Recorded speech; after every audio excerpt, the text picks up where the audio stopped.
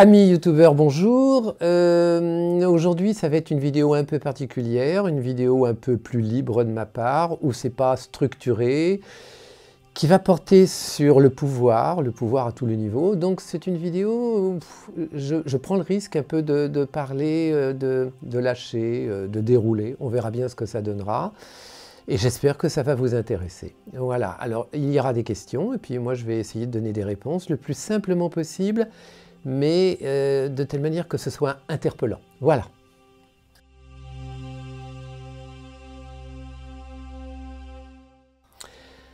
Alors, comment définir le pouvoir? J'ai regardé, bien entendu, j'étais à gauche, j'étais à droite. Le pouvoir, c'est induire quelque part une attraction, une obéissance.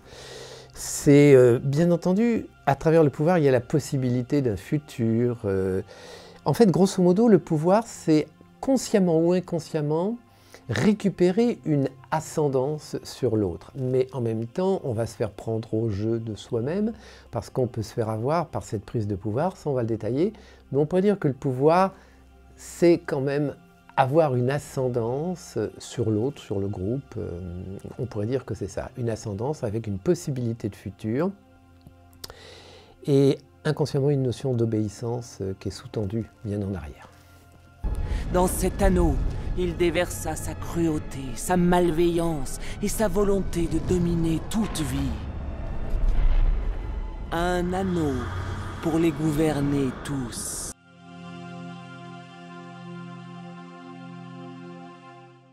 Alors dans les types de pouvoir et les origines, d'une manière totalement, alors ce n'est que mon avis c'est pas le meilleur, c'est un prisme de vue en quelque sorte. J'ai pris le pouvoir sous deux angles, le pouvoir par rapport au monde extérieur et le pouvoir par rapport à notre monde intérieur. Le problème c'est que souvent les gens qui vont être en quête d'un pouvoir par rapport au monde extérieur, on va le voir, hein, je pense au fond de moi-même que c'est toujours lié à une faille narcissique, à une quête de reconnaissance, une compensation, la quête de traiter un ego. Je ne dis pas que c'est mal, hein. On verra par la suite que c'est l'excès de pouvoir, mais je pense que récupérer du pouvoir de la part de l'autre, ce qui est naturel, le problème c'est la graduation. Si on est dans un peu de quête de pouvoir, on va voir tous les types de pouvoir, ça ne pose pas de problème. Donc on va essayer de détailler ce pouvoir, les origines par rapport au monde extérieur, on verra par rapport au monde intérieur, et on verra après, je le dis déjà, qu'à cause des projections que ça va provoquer, là il y a des dérapages dans le pouvoir. Alors le premier pouvoir qui vient à la tête, qui me vient en tête, qui vient à la tête des gens, c'est le pouvoir politique. Le pouvoir politique, c'est d'essayer d'avoir un ascendant sur un groupe, c'est d'essayer que le groupe se projette sur vous. Bien entendu, comme le disaient les Grecs anciens, on est toujours en quête d'un despote éclairé, mais c'est compliqué. Et le pouvoir, si vous voulez, ce qui est incroyable, c'est que la plupart des politiques sont intimement convaincus qu'ils font les choses pour les autres. Ce qui n'est pas en antagonisme, on peut faire les choses pour les autres, mais on les fait souvent pour soi. Moi, ce qui m'intéresse, c'est ce pouvoir politique avec cette quête de domination, où on se rend compte qu'on est dans le politiquement correct pour pas déplaire. Il y a une manipulation consciente et inconsciente pour essayer d'être le support sur lequel on puisse se projeter, récupérer le plus grand nombre possible de gens. Et ce qui est marrant, c'est que j'avais dans les vidéos antérieures dit qu'il y avait une féminisation du pouvoir. Oui, parce que si on détient le pouvoir et qu'on l'assume, comme le faisait par exemple le général de Gaulle, actuellement ce serait dans notre évolution trop clivant. Ce qui fait qu'il faut plaire à tout le monde. Alors, ce pouvoir actuellement est un pouvoir d'apparence féminin, on va dire les choses comme ça. Quand je dis féminin, c'est pas sexué, hein, c'est politiquement correct. Et on va avoir un deuxième pouvoir souterrain qui, par la loi de l'énantiodromie, moins de pouvoir apparent, beaucoup plus de pouvoir en profondeur, fait que nos démocraties deviennent des... C'est pas vraiment des démocraties avec, on va le voir au niveau de l'informatique et des tas de choses, c'est des pouvoirs qui deviennent quasiment par le traçage totalitaire. Donc le pouvoir politique par rapport au monde extérieur est assez superficiel, très narcissique, on compense, il y a une faille, il y a un ego.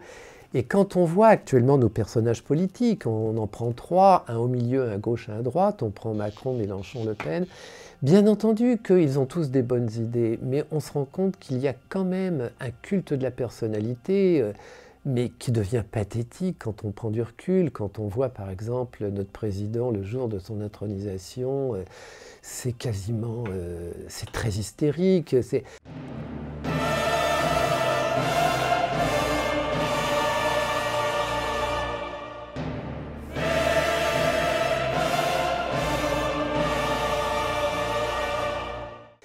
Ils sont pris à leur propre jeu, on le verra un peu mieux, mais le pouvoir politique actuellement est un pouvoir qui d'apparence est beaucoup plus politiquement correct, mais qui est plus dur à l'intérieur. On n'ose pas dire les choses telles qu'elles sont, ce serait trop clivant. Et alors ce qui est fou, c'est que, c'est complètement hallucinant, c'est qu'ils sont intimement convaincus qu'ils le font pour les autres.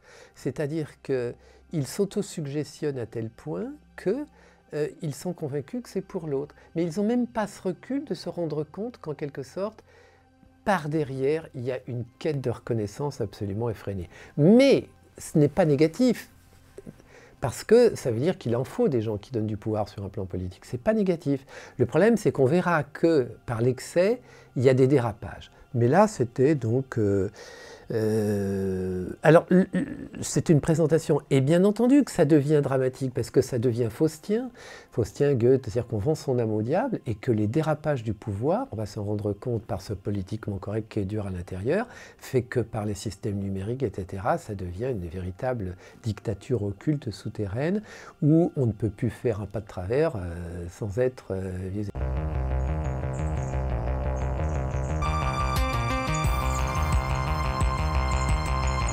人脸识别的技术在2014年，我们突破了人眼的识别准确。就是说，人们在生活当中呢，既有安全的问题，也有隐私的问题。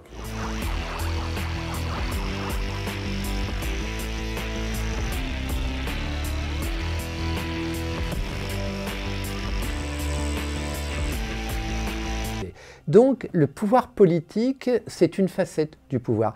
Ensuite, il y a le pouvoir économique. Alors, le pouvoir économique, on peut voir des choses absolument, et c'est complètement délirant, c'est-à-dire que c'est toujours plus. Parce qu'on verra que le pouvoir devient addictif au bout d'un certain temps. C'est là le danger. Et le pouvoir économique est complètement surréaliste. C'est, par exemple, quand on voit Musk, Zuckerberg, Gates, etc., il n'y a pas de limite.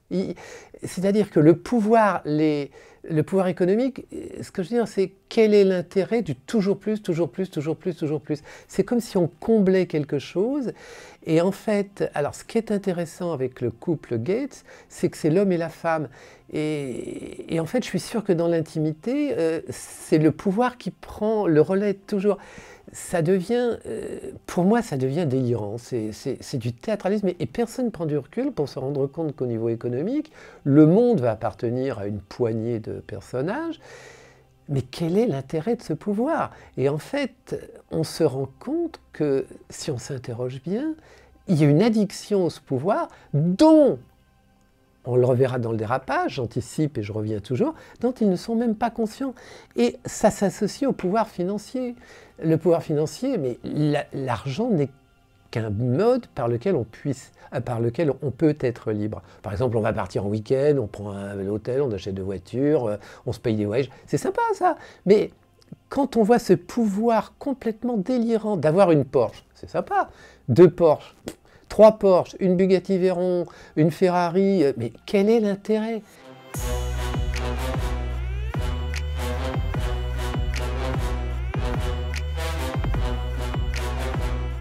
C'est-à-dire que le pouvoir financier devient complètement délirant, pour ne pas dire déconnant, et les gens qui sont dans ce pouvoir financier, quand je vois par exemple ces gens qui investissent dans des sociétés, qui ont besoin de 5% de rentabilité, qui numérisent à fond les manettes pour qu'il y ait moins de boulot manuel qui soit remplacé par des robots, des ordinateurs, il faut toujours plus, toujours plus, toujours plus. Mais c'est complètement incohérent et ils ne se rendent pas compte que cet argent... C'est comme si ça venait en quelque sorte combler cette addiction, et cette addiction, c'est par rapport à une pauvreté intérieure, ça on le verra tout à l'heure. Au même titre que le pouvoir religieux. Le pouvoir religieux, mais alors là, on est dans un truc complètement délirant. Le religieux, c'est quoi le religieux? C'est notre quête de monde intérieur, ce qu'on verra tout à l'heure. Mais les religions ont habillé le religieux. Alors, on n'a rien à dire sur l'islam parce qu'on a eu l'Inquisition. Mais ce qui est complètement délirant, c'est que ce pouvoir a utilisé le dogme. Et le dogme, c'est quelque chose inattaquable. C'est-à-dire que c'est absolument hallucinant de voir l'islam actuellement, qui est plus près de nous, et l'Inquisition antérieurement, de voir certaines religions du livre s'entrechoquer pour des trucs, mais qui n'ont pas de sens, puisque c'est par rapport à un dogme. Tout le monde sait que dans les religions, de nombreux ouvrages ont été faits, on est sur des espèces de mythes qui ont été repris dans une réalité. Je ne vais pas rentrer dans le débat de la religion par rapport aux religieux, mais adhérer à un dogme, ce qui est important, c'est ce que véhicule symboliquement le dogme, mais pas le dogme. Et on se rend compte que le pouvoir dogmatique est totalement... C'est pathétique, c'est immature. Enfin, moi, alors là, j'y comprends rien. Alors, je dois être un peu taré, mais quand je vois, par exemple, le pape, les imams, quand je vois des trucs comme ça, se soumettre à un dogme, c'est comme s'ils allaient rechercher un dieu à l'extérieur parce qu'ils sont oubliés eux-mêmes. Enfin, c'est absolument délirant. Alors, j'en ai parlé d'autres. Alors, le bouquet actuellement, alors là, c'est le bouquet final, c'est le pouvoir médiatique. Alors, le pouvoir médiatique, quand vous voyez... tous ces espèces de personnages, par exemple, je vois des gens qui sont bons, c'est pas le personnage en lui-même que je critique, c'est la manière dont il fonctionne, Bourdin. Le but, c'est de faire du buzz. On s'en fout, du fond. On invite des gens qui sont les alibis par rapport aux présentateurs médiatiques, qui est d'une banalité, d'une médiocrité. Oui, vous dites des bêtises, Nadine Morano, ne vous ne maîtrisez pas le sujet. Vous ne savez pas, Christian Estrosi. Beaucoup. Non, monsieur Bourdin. Non. Quand vous venez travailler aux États-Unis... Non, quand vous venez... Oui, mais vous l'avez dit hier. Je ne dirais pas ça, non, je n'ai pas dit ça. Vous êtes invité ce matin, vous dites le contraire de ce que vous avez dit. C'est nul. Peut-être que les gens trouvent ça bien. S'ils trouvent ça bien, tant mieux pour eux. Moi, c'est mon avis, je trouve ça absolument médiocre, parce qu'on ne va pas dans le fond. On titille les gens pour qu'ils pètent des plombs, pour faire le buzz. Donc, on est un peu à l'audiomètre, etc. C'est le pouvoir médiatique qui est devenu un pouvoir un peu catastrophique de médiocrité, il faut dire les choses comme elles sont. Un autre pouvoir, c'est le pouvoir de la race. Ça, c'est quelque chose qui est absolument surréaliste. Entre les races, il y a une infime, mais toute petite différence, parce qu'on a un génome qui est à peu près identique. Et puis, l'illustration du symbole de la race le plus pratique, c'est le Ku Klux Klan, si vous voulez.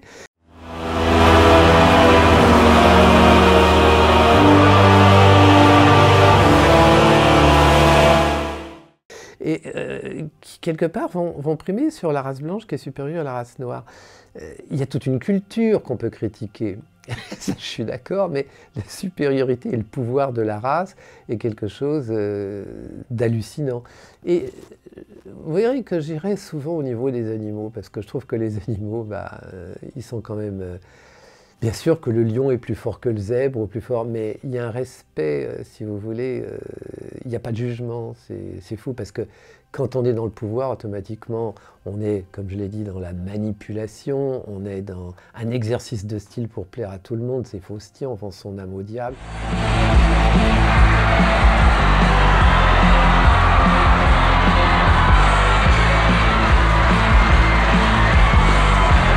A man that is simple perfection. There's nothing that's harder to find. Someone to lead us, protect us and feed us and help us to make up our minds. Automatiquement, on a peur de l'autre qui devient un ennemi. Enfin, c'est un jeu de contrôle complètement débile. On perd sa liberté avec le pouvoir. Le pouvoir, le vrai pouvoir, c'est celui qu'on vous donne, c'est pas celui dont on est en quête. Parce qu'on a des tas de choses à prouver, enfin bref. Alors ensuite, il y a le pouvoir du couple. Alors le pouvoir du couple, je ne vais pas en revenir dessus, parce que je vais le résumer à toute allure. Dans l'évolution, l'homme s'est un peu féminisé. Vous verrez la vidéo sur la dérive du féminisme, c'est-à-dire que l'homme s'est un peu féminisé, il est plus doux, plus statique, il est moins macho, il faut dire les choses comme elles sont. Les femmes se sont masculinisées, dans le bon sens du terme. Et puis il y a l'histoire où, quelque part, il y a une revanche. C'est ce que j'explique bien dans la vidéo. Et ce qui est marrant, c'est qu'il y a une quête de pouvoir de la femme par rapport à l'homme, de l'homme par rapport à la femme, qui peut se traduire par des dérapages sur la violence, on a pu le voir, ou la soumission. Et là, il y a en fait encore une chose c'est qu'il faut parler, il faut être capable de se remettre en cause. La véritable loi par rapport au pouvoir, c'est de prendre du recul, parce que si on ne prend pas de recul, eh ben on est embarqué par le pouvoir, on le verra tout à l'heure. Alors il y a une question qui m'a été posée, là vous me parlez que de pouvoir intellectuel. Non, il y a le pouvoir de la violence. Actuellement, c'est hallucinant de voir la puissance de la violence. On a un renversement des rôles. On arrive dans une société qui est presque une société de sauvages.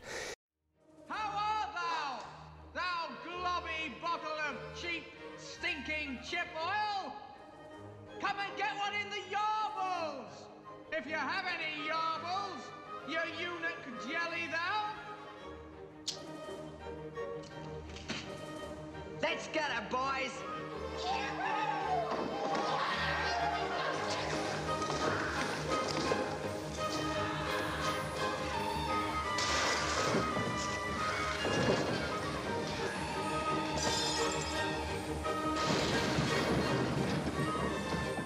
Ce que je veux dire, je ne dis pas que c'est bien ou que c'est mal, hein, je vous dis ce que je pense. Hein, c'est très critiquable hein, ce que je peux dire, mais je donne ça et j'accuse pas, je ne condamne pas. Mais quand vous voyez, à mon époque, ceux qui étaient en vue, c'était les têtes de classe, les bons élèves.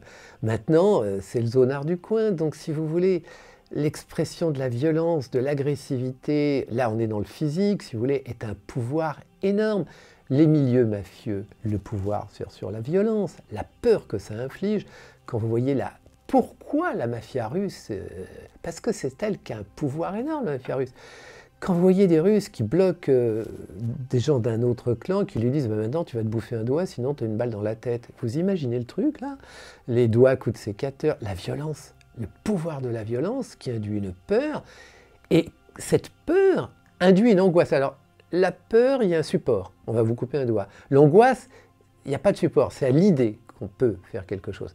Mais c'est hallucinant, on devient des marionnettes par rapport à ces gens qui ont le pouvoir au niveau de la violence physique.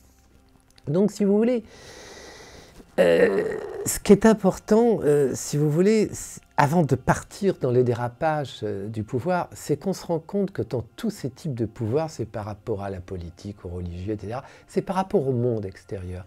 Et je trouve que, si vous voulez, c'est une quête d'être Dieu, qu'on vous voit, qu'on vous regarde, d'être le plus fort, d'être le meilleur. C'est comme si on avait besoin de l'autre pour exister. Je trouve que c'est intéressant de voir cette plan sur l'angle. Et quand on va voir les projections, on va se rendre compte des dérapages. Après, il y a un deuxième pouvoir qui est beaucoup plus mince et qui, moi, me touche beaucoup plus, si vous voulez. C'est les gens qui ont un pouvoir par rapport à leur talent. Par exemple, vous avez Dali.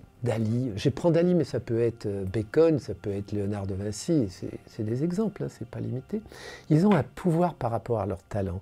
Certains sportifs, et vous verrez, le dérapage, on le verra très bien par rapport à Maradona, qui était un gars qui avait un potentiel extraordinaire, un talent au niveau du football, j'aime bien le foot, Zidane.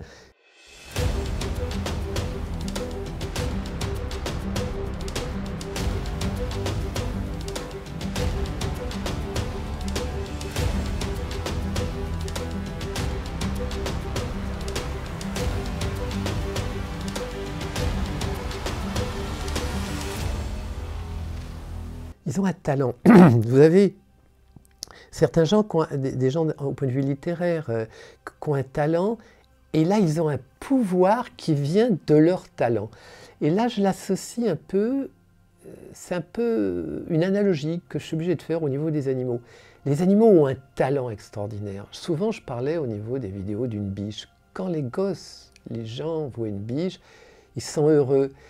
C'est comme cette biche avait le pouvoir de rendre heureux sans être dans la quête du pouvoir. Ça, c'est important. Ça, c'est très important. Ils ont le pouvoir de vous rendre heureux sans prendre le pouvoir. Et ça, je trouve que les politiques, des tas de gens devraient quand même s'en inspirer. Mais ce sont des bêtes, hein. Voilà.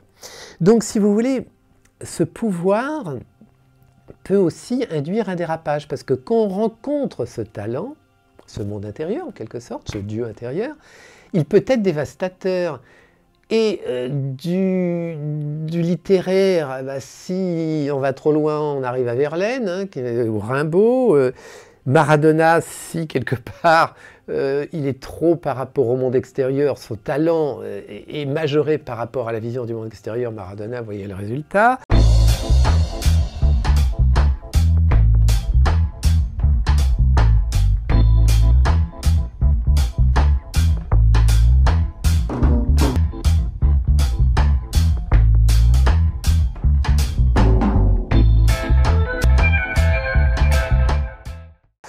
Vous avez aussi le danger, on va le voir par les projections, que ce pouvoir intérieur soit démultiplié parce qu'on se rend compte qu'avec ce pouvoir, on a un impact sur le monde extérieur et que le monde extérieur le fait trop grandir et à ce moment-là, il devient exagéré. Et là encore, je reviens sur les animaux, on peut regarder un animal 20 fois, 30 fois, 40 fois, très peu d'animaux vont développer ce pouvoir de rendre heureux par rapport au regard de l'autre. Les animaux ne vont pas au cirque d'eux-mêmes. Voilà. Donc si vous voulez, j'ai essayé de faire grosso modo les deux types de pouvoirs par rapport au monde extérieur, par rapport au talent, au monde intérieur. Et puis c'était un brossage pour se rendre compte qu'on est dans une société c'est quand même plus par rapport au monde extérieur, et que les gens qui ont le pouvoir par rapport au monde extérieur, bien entendu, il en faut, c'est ceux qui ont le pouvoir, ont peu de recul, et le pouvoir par rapport au monde intérieur, on va se rendre compte, je vous verrai dans la suite de la vidéo, que quelque part, il est un peu écrasé. Mais vous commencez déjà à sentir qu'il y a deux origines du pouvoir par rapport au monde extérieur, qui nous engage vers la parano, on est le meilleur, on compense, par rapport au monde intérieur où on découvre quand même un talent. Et s'il y a trop de projections, ce qu'on va voir maintenant, il y a danger. Voilà, grosso modo, les types de pouvoirs. Je pense que vous avez compris qu'on les a brossés globalement. Voilà.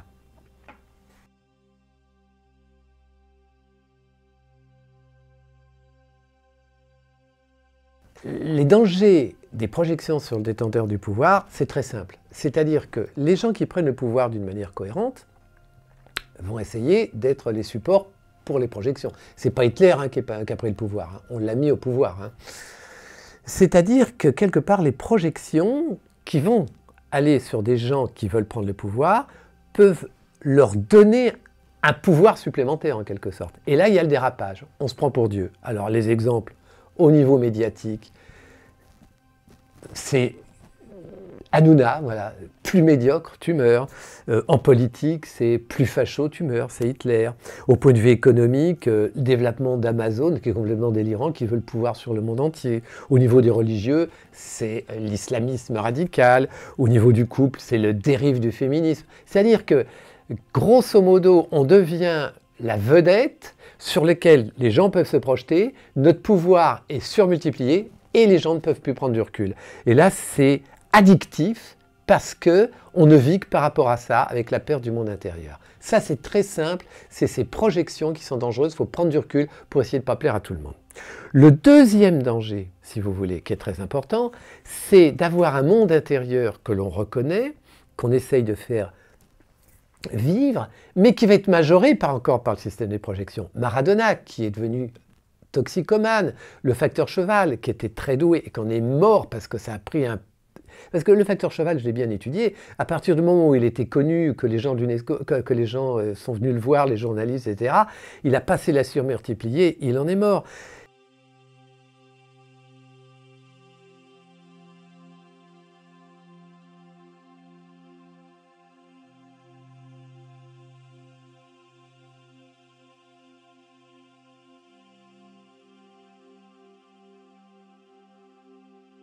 C'est-à-dire que ce qui est dangereux, c'est qu'à ce moment-là, la personne qui a un monde intérieur qui est brillant, s'il se fait embringuer par rapport au monde extérieur, il devient objet de culte. Et à ce moment-là, il est dépendant des projections sans s'en rendre compte.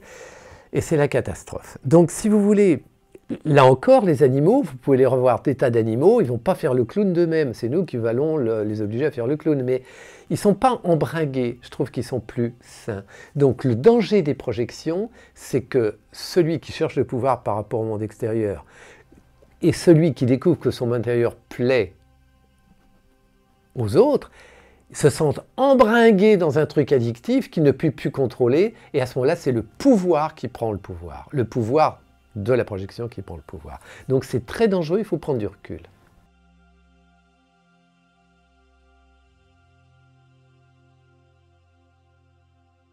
Alors comment représenter le pouvoir le plus justement possible? Je vous ai donné des exemples. C'est d'essayer d'aller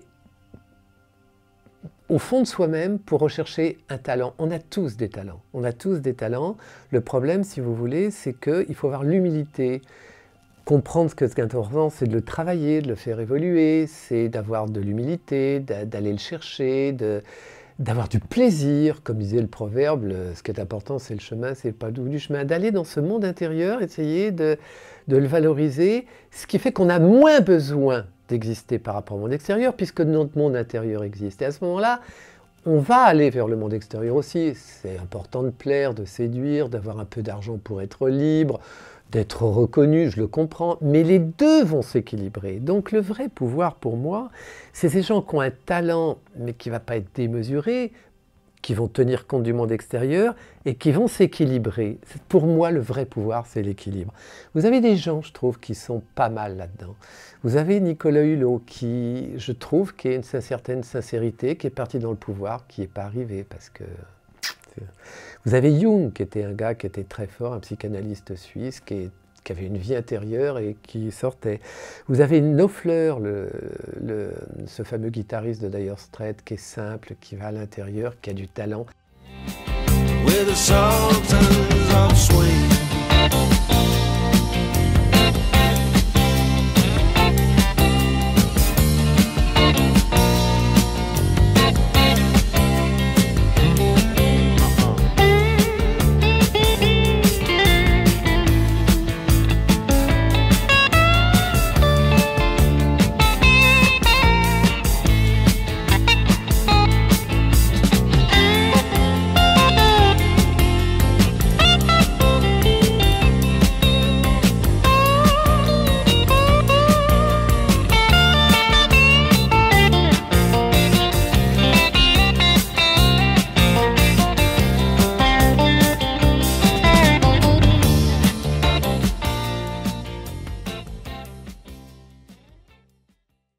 Et vous voyez cet équilibre, c'est des gens qui passent partout.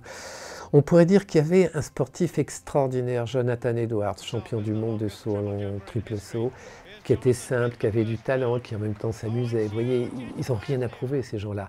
Et je trouve qu'il y en a un qui n'est pas loin de ça, c'est quand même Houellebecq, qui est capable d'avoir un monde intérieur avec une connaissance, une érudition extraordinaire, qui a du talent, qui aime bien le monde extérieur, qui aime bien plaire, faire du cinéma, mais qui n'a rien à prouver. Et c'est très difficile d'interviewer Houellebecq, parce que si vous essayez de le coincer, vous dites, c'est votre vision des choses. Il est libre, et parce que quand on est dans l'équilibre de ce monde intérieur et qu'on est dans un rapport avec le monde extérieur, on n'est plus dans des rapports de dépendance. On est libre, on peut créer, on peut évoluer.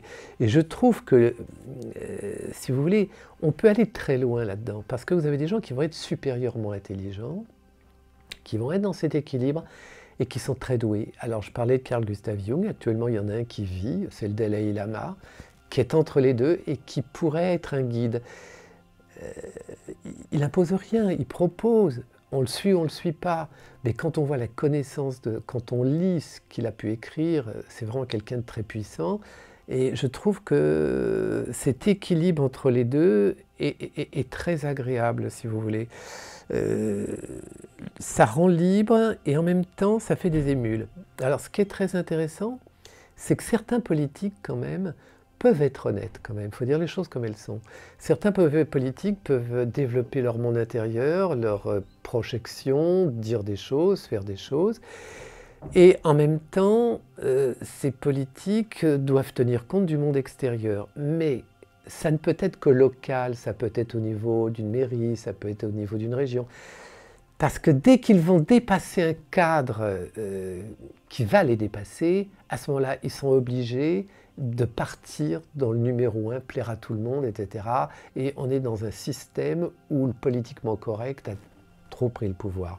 Donc, si vous voulez, je mettrais quand même certains politiques là que je côtoie qui sont, c'est vrai qu'ils sont assez honnêtes dans cet équilibre, mais c'est vraiment un équilibre difficile à tenir. Donc, il y a certaines personnalités, mais ça peut être que local parce qu'ils peuvent faire leur truc, choisir une équipe, et le fait est, ça le fait quand même, si vous voulez. Mais il faut être très attentif, prendre du recul pour ne pas être aspiré par le pouvoir du monde extérieur. En même temps, être dans la créativité, s'entourer de gens qui proposent des idées et d'être un petit peu dans le creuset de quelque chose qui sort du lot. Mais au niveau global, national, ça me paraît difficile.